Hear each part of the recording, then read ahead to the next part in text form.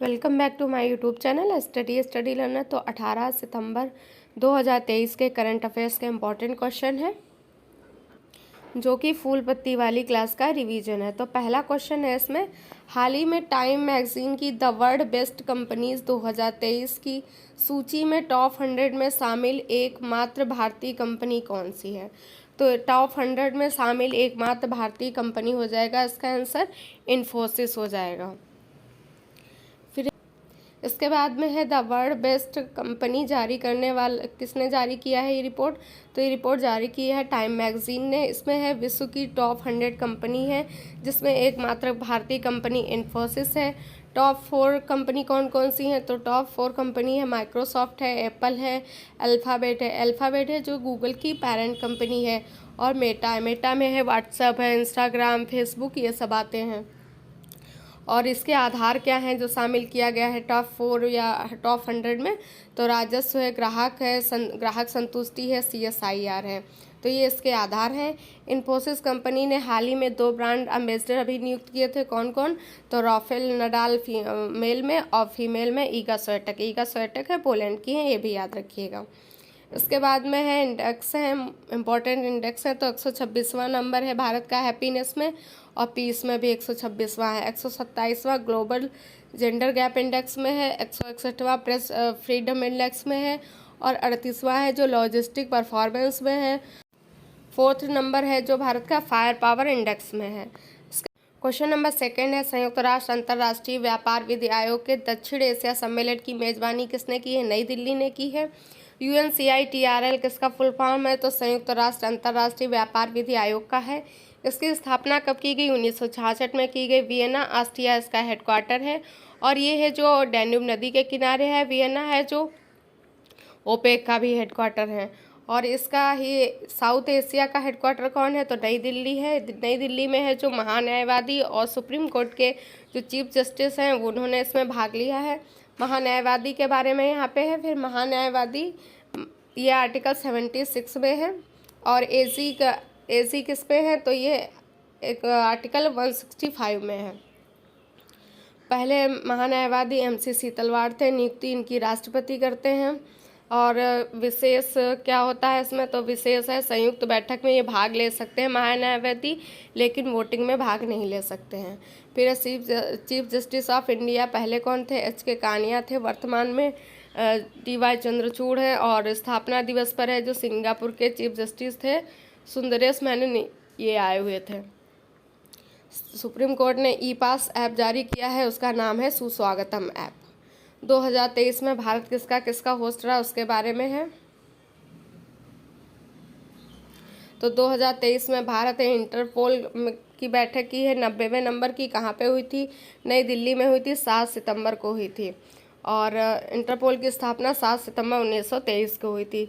और hockey world cup है, ये भी 2023 में उड़ीसा में हुआ है। 15वें नंबर का था। जर्मनी विनर थी और बेल्जियम इसका रनर था। महिला बॉक्सिंग चैंपियनशिप में 4 गोल्ड भारत ने जीते। नीतू घनघास, स्वीटी बोरा, निकहत जरीन और लवलीना ने। SCO 2023 भी भारत ने होस्ट किया है। 90 नंबर का इसमें सदस्य देश ईरान बन गया है। G20 18वें नंबर के थे, भारत ने 2023 वाले होस्ट किए, और 21वां इसका मेंबर है जो अफ्रीकन यूनियन बन गया है। इसके बाद है वासेनार व्यवस्था है, इसका भी होस्ट भारत था। वर्ल्ड कप 2023 ये भी भारत में होंगे। क्रिप्टोवर शुभंकर है, शाहरुख खान इसके एम्बेसडर हैं। इसके बाद में क्वेश्चन नंबर 3 है, एशिया कप 2023 की विजेता टीम कौन सी है। तो भारत है। होस्ट इसको श्रीलंका और पाकिस्तान ने किया।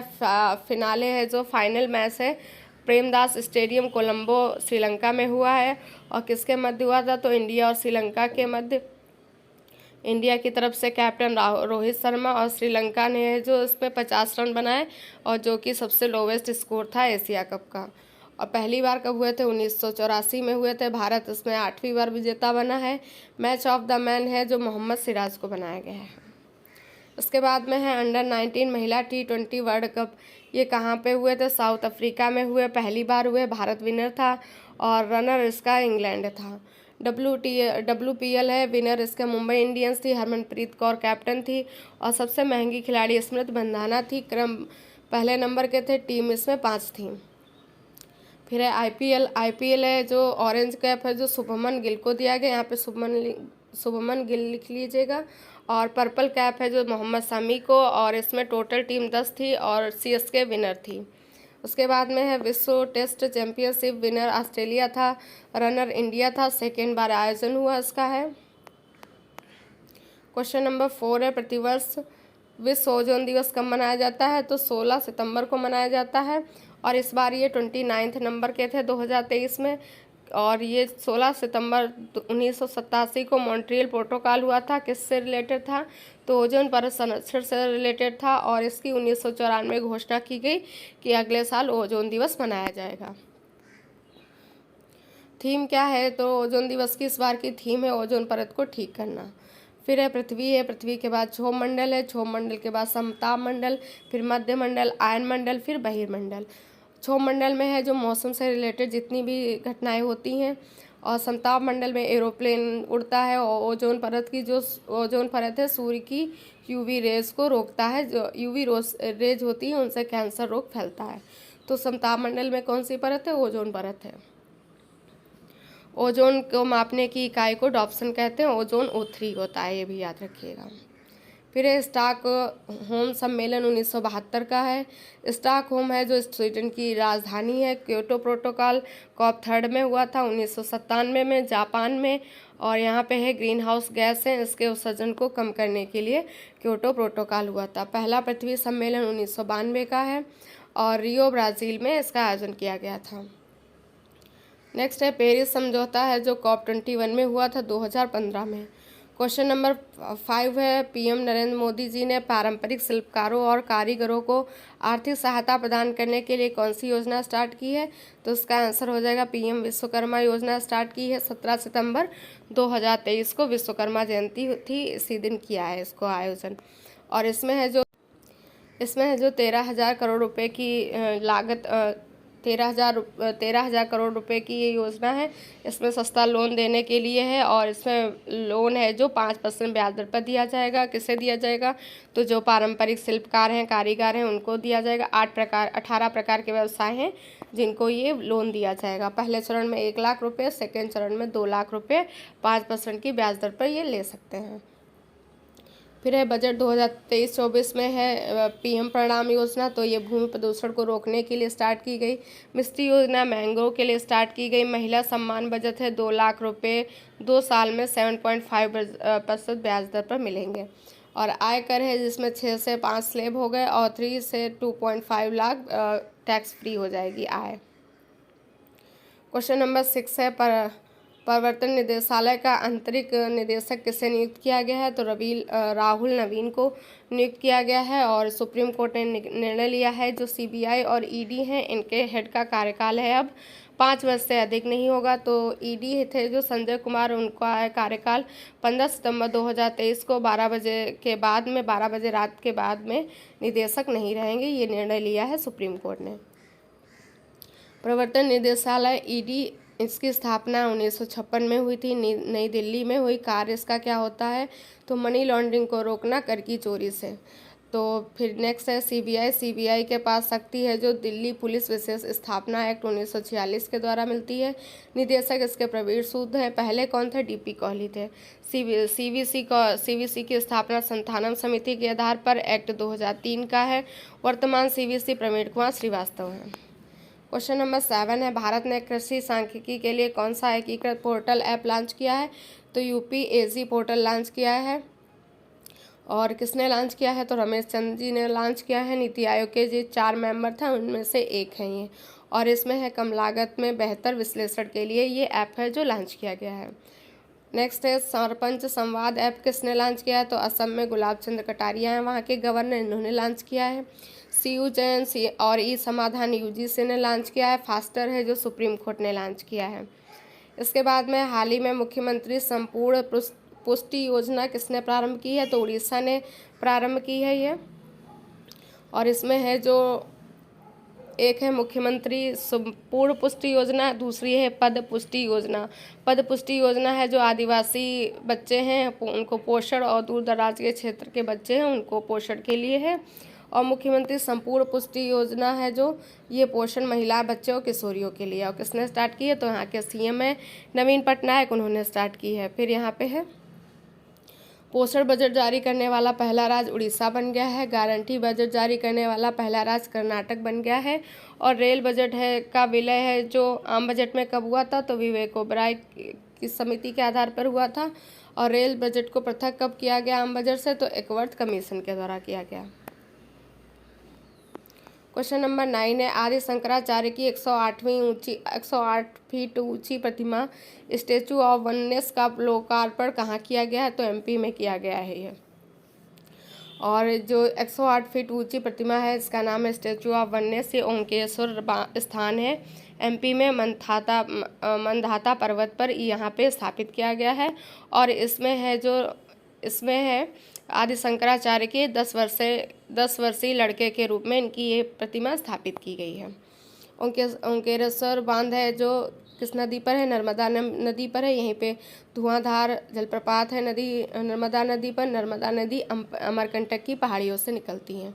और जबलपुर भी यहीं पे है। फिर स्टैचू ऑफ यूनिटी है जो सरदार वल्लभ भाई पटेल की है और गुजरात में है, केवड़िया नर्मदा नदी पे है। पीस है कहाँ पे है, स्टैचू ऑफ पीस पाली राजस्थान में है। स्टैचू ऑफ ट्रुथ विश्वास स्वरूपम की है, महादेव जी की है। स्टैचू ऑफ इक्वलिटी हैदराबाद में है, संत रामानुजाचार्य की है। Statue of knowledge Latur Maharashtra में है, डॉक्टर भीमराव अम्बेडकर की है। स्टैचू ऑफ प्रॉस्पेरिटी कंपगोड़ा में है, कर्नाटक में है, स्थापित की गई है। क्वेश्चन नंबर 10 है प्रधानमंत्री ने international convention and expo centre Yashobhoomi का उद्घाटन कहाँ किया है, तो ये किया है नई दिल्ली में। और यहीं पे ही अभी प्रधानमंत्री जी ने है जो भारत मंडपम का भी किया था उद्घाटन। G20 शिखर सम्मेलन है जो यहाँ पे हुआ था, उसी में भारत मंडपम बनाया गया। 9 से 10 सितंबर तक G20 शिखर सम्मेलन हुआ था दिल्ली में। और ये जो भारत मंडपम था, भारत मंडपम के बाहर नटराज मूर्ति को स्थापित किया गया था। इंटरनेशनल कन्वेंशन एक्सपो सेंटर हैं जो ये इसके अंतर्गत ये स्वभूमि में बनाए जाएंगे, द्वारका नई दिल्ली पे। क्वेश्चन नंबर 11 है भाला फेंक स्पर्धा में यूएसए की यूजीन डायमंड लीग में नीरज चोपड़ा ने सिल्वर जीता है। और ये यूजीन डायमंड लीग है कहाँ पे हुई है, तो यूएसए के ओरेगन में हुई है। कहाँ पे, यूएसए के ओरेगन में हुई है। तो आज की क्लास में है जो हिस्ट्री से रिलेटेड टॉपिक है हिंदू सामाजिक धार्मिक आंदोलन एवं संगठन है। इधर संगठन लिखे हुए हैं, वर्ष लिखा हुआ, संस्थापक और स्थान लिखा हुआ है। इसको भी रिवाइज कर लीजिएगा, बहुत जल्दी से रिवाइज हो जाएगा ये। तो पहला है एशियाटिक सोसाइटी, इसकी स्थापना कब हुई, 1784 में विलियम जोन्स ने की थी। कहाँ पे, कोलकाता में। युवा बंगाल आंदोलन 1826 वर्ष में इसकी स्थापना की गई।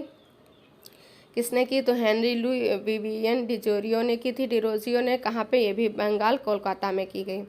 इसके बाद में है ब्रह्म समाज 1828 में राजा राम मोहन राय ने कलकत्ता में की थी। तत्वबोधिनी सभा 1839 में की गई, देवेंद्र नाथ टैगोर ने की कलकत्ता में। परमहंस मंडली 1840 में, गोपाल हरदेस मुक्त थे, बम्बई में इन्होंने की थी इसकी स्थापना। रहनुमाई मजदा यसन सभा 1851 की है, दादा भाई नौरोजी ने की थी बम्बई में। प्रार्थना समाज 1867 की है, डॉक्टर आत्माराम पांडुरंग और MG रनाडे ने की थी। कहाँ पे, बम्बई में। इसके बाद में है आर्य समाज की स्थापना 1875 में स्वामी दयानंद सरस्वती ने की थी, बम्बई में। थियोसॉफिकल सोसाइटी 1875 में मैडम HP ब्लावोत्स्की और कर्नल HS अलकाट ने की थी, न्यूयॉर्क में। दक्कन एजुकेशनल सोसाइटी 1884 का है, GG आगरकर ने की थी। कहाँ पे, पूना में। नेक्स्ट है इंडियन नेशनल सोशल कॉन्फ्रेंस 1887 का है, महादेव गोविंद रानाडे ने की थी, बम्बई में। देव समाज 1887 में है, शिवनारायण अग्निहोत्री ने की, लाहौर में। रामकृष्ण मिशन है 1897 का है, स्वामी विवेकानंद ने की, बेल्लूर है जो कर्नाटक में है। सर्वेंट ऑफ इंडिया सोसाइटी 1905 में की, गोपाल कृष्ण गोखले ने बम्बई में की थी।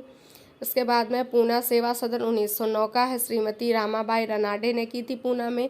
सोशल सर्विस लीग 1911 का है, NM जोशी ने की थी, बम्बई में। सेवा समिति 1914 का है, HN कुंजरू ने की थी, इलाहाबाद में की। हिंदू महासभा 1915 में की, मदन मोहन मालवीय ने हरिद्वार में। वीमेंस इंडियन एसोसिएशन 1917 में लेडी सदाशिव अय्यर ने की थी, मद्रास में।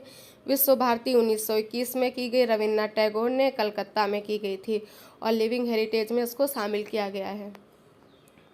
तो ये थे इसमें आज इम्पॉर्टेंट हिंदू सामाजिक धार्मिक आंदोलन और संगठन। तो अगर आपको आज की क्लास पसंद आए तो लाइक से सब्सक्राइब करिएगा। वीडियो को देखने के लिए थैंक यू सो मच।